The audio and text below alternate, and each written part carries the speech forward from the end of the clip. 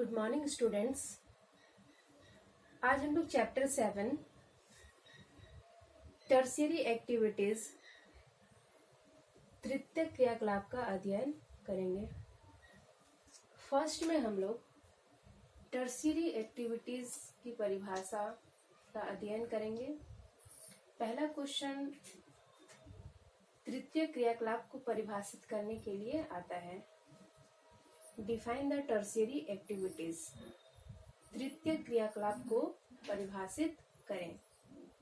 तृतीय क्रियाकलाप के हम लोग मुख्यतः जो सब टॉपिक्स है इसका अध्ययन करेंगे, जिनमें टाइप्स ऑफ टर्शियरी एक्टिविटीज, तृतीय क्रियाकलाप के प्रकार का अध्ययन करेंगे, जिनमें मुख्यतः व्यापार और वाणिज्य, trade and commerce. Trade and commerce को मुख्यतः 3 वर्ग में रखा गया है। ग्रामीण विपणन केंद्र, रूरल मार्केटिंग सेंटर। सेकंड, आवधिक बाजार केंद्र, periodic market centre. And third, नगरीय बाजार केंद्र, अर्बन मार्केटिंग सेंटर्स।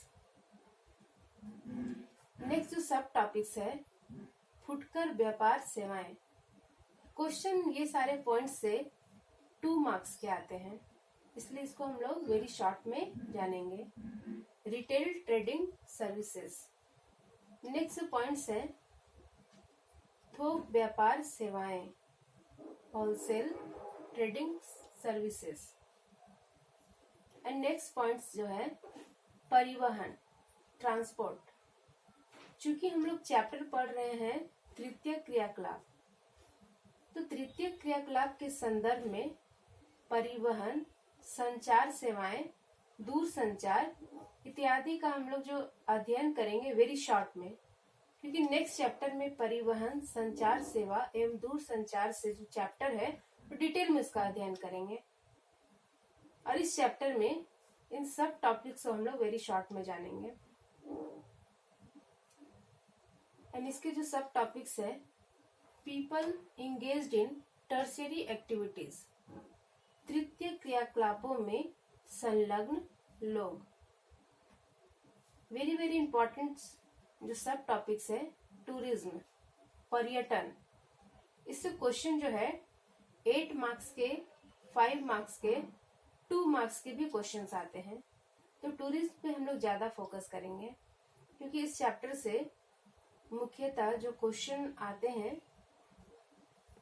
8 मार्क्स के, 5 मार्क्स के, वो टूरिज्म से एवं टर्शियरी एक्टिविटीज का डिटेल क्वेश्चंस आता है। लास्ट हम लोग स्टडी करेंगे क्वार्टरनरी एक्टिविटीज, चतुर्थक क्रियाकलाप। तो फर्स्ट हम लोग जानेंगे टर्शियरी एक्टिविटीज किसे कहते हैं, या टर्शियरी एक्टिविटीज को डिफाइन करें, तृतीय क्रियाकलाप को परिभाषित करें। तृतीय क्रियाकलाप। तृतीय व्यवसाय में समुदायों को दी जाने वाली व्यक्तिगत तथा व्यावसायिक सेवाएं सम्मिलित हैं। इस व्यवसाय को सेवा श्रेणी भी कहा जाता है। यातायात, संचार, व्यापार, स्वास्थ्य, शिक्षा तथा प्रशासनिक सेवा तृतीय व्यवसाय के महत्वपूर्ण उदाहरण हैं। इस व्यवसाय में लगे हुए लोग प्रत्यक्ष रूप से किसी वस्तु का उत्पादन नहीं करते, बल्कि अपनी कार्य कुशलता, अपनी बौद्धिक क्षमता एवं तकनीकी क्षमता से समाज का एवं देश को अपनी सेवाएं प्रदान करती हैं। देश की समस्याओं को सुलझाने में, समाज को विकसित करने में महत्वपूर्ण भूमिका निभाती हैं। Tertiary activities consist of all service occupations. Such activities are also called service activities. Transport, communication, trade, health, educations, administrations, etc. are important example of tertiary activities. People engaged in tertiary activities do not produce anything directly, but provide services to the society by dint of their efficiency and technological advancement.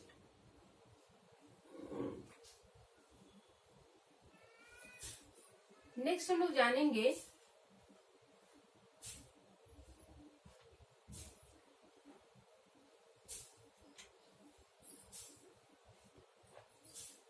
कि किस तरह से तृतीय क्रियाकलाप देश में या समाज में अपनी महत्वपूर्ण भूमिका सेवाओं के माध्यम से निभाती है।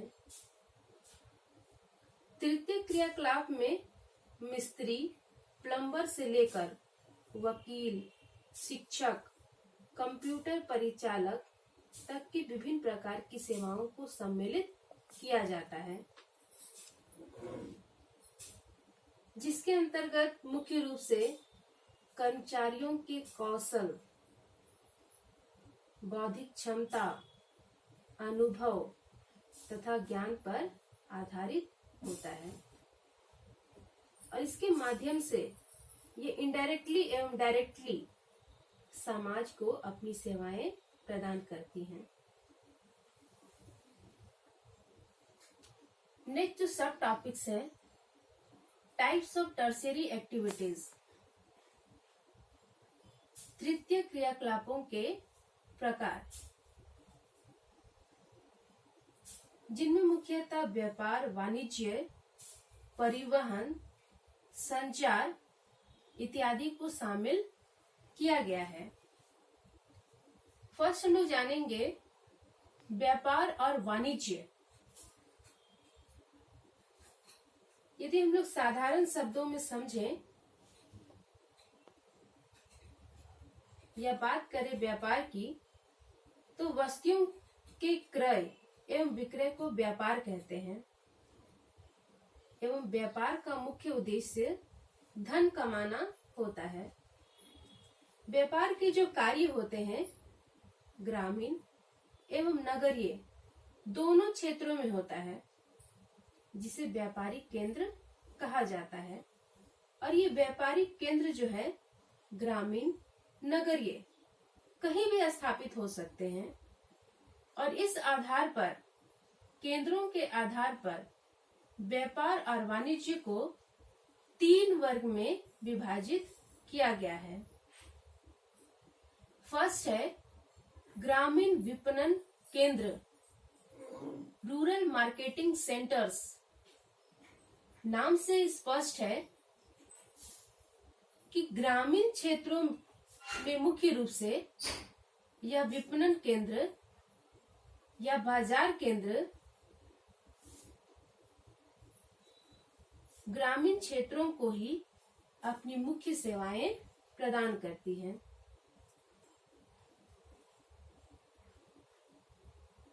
जिनमें अधिकांश थोक व्यापार एवं फुटकर व्यापार के केंद्र होते हैं और ये निकटवर्ती क्षेत्र में रहने वाले ग्रामीण लोगों को ही अपनी सेवाएं प्रदान करती हैं। खासकर ये स्थानीय स्तर पर संग्रहण एवं वितरण के केंद्र के रूप में कार्य करती हैं। Rural marketing centre, this centre provide trading services to the nearby settlements.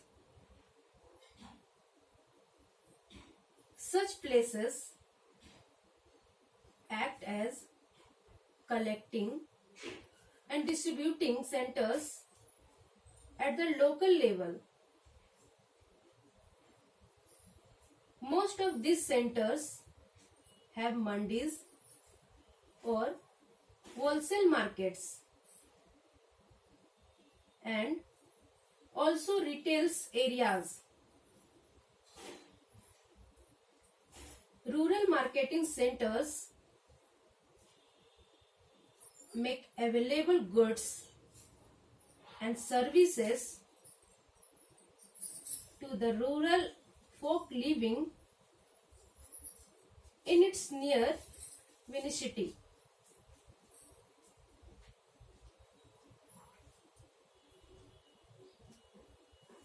Next जो इसके सब टाइप्स हैं, आवधिक बाजार, पीरियोडिक मार्केट। जिन ग्रामीण क्षेत्रों में नियमित बाजार नहीं होते हैं, वहां पर समय समय पर स्थानीय आवधिक बाजार लगाए जाते हैं।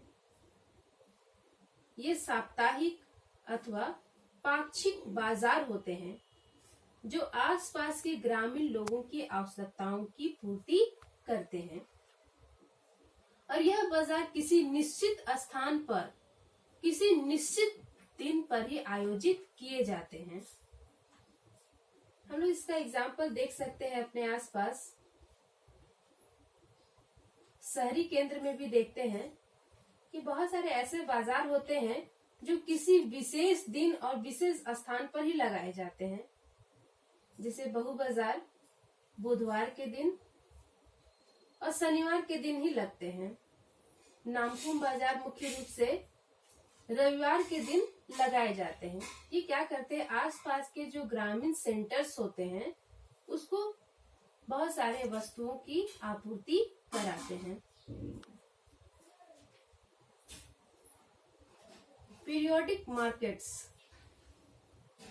In certain rural areas where there is no regular market, rural market are organized at different intervals of times. These are usually weekly market which needs of the surroundings rural people. These markets are held on specific days and move from one place to another.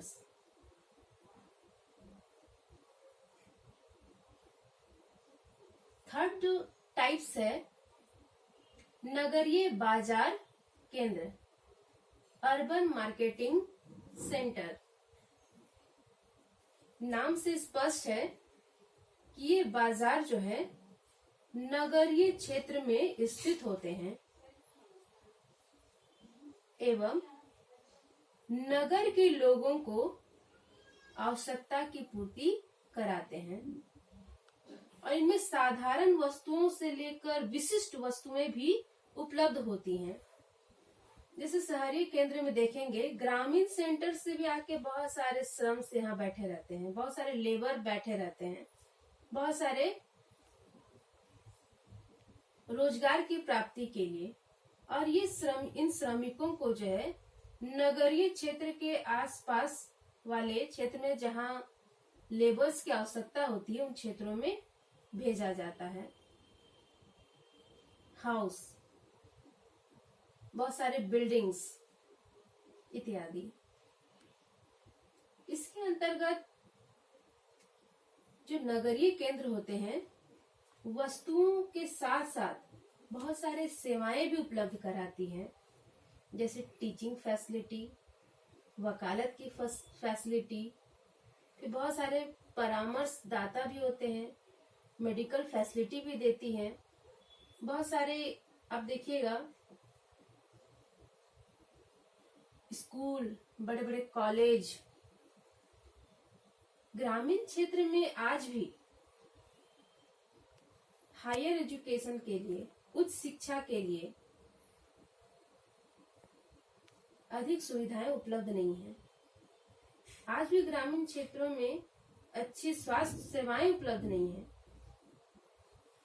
पर्यटन के क्षेत्र तो हैं, लेकिन आज भी ये पर्यटन केंद्र के रूप में विकसित नहीं हुए हैं।